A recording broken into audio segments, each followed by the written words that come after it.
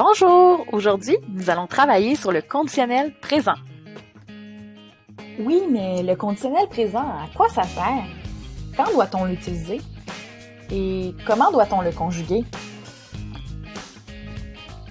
Pour débuter la leçon, il faut savoir que le conditionnel présent permet d'exprimer des faits qui sont soumis à conditions et qui ne sont pas encore arrivés.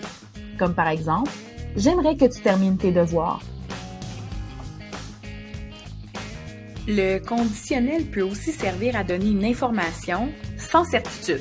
Cela veut dire que tu n'es pas certain de ta réponse. Voici un exemple de cette utilisation.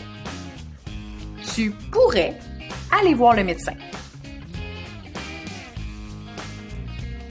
On peut aussi utiliser le conditionnel présent pour donner un conseil.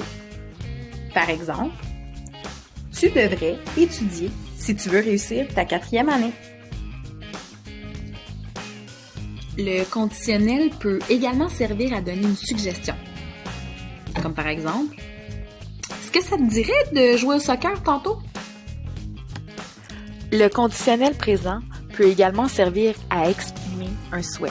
Comme par exemple, j'aimerais mieux rester seul pour la récré. On l'utilise aussi dans certaines formules de politesse.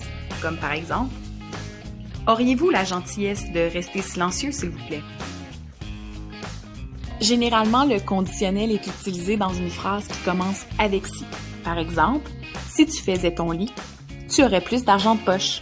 On utilise le « si » avec un verbe à l'imparfait et dans la deuxième section de la phrase, c'est à ce moment-là qu'on utilise le conditionnel présent. Maintenant, parlons de la formation du conditionnel présent. Dans la majorité des cas, on écrit l'infinitif du verbe plus les terminaisons de l'imparfait, mais on doit les connaître. Allez, vas-y avec moi. Est, ion, ié, est.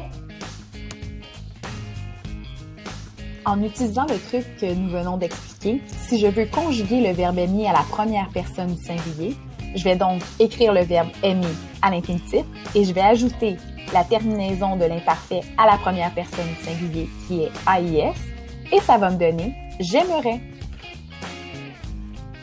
Personnellement, j'utilise la clé du conditionnel présent pour conjuguer mes verbes et cette clé est rais, rions, riez, rais et ça fonctionne très bien.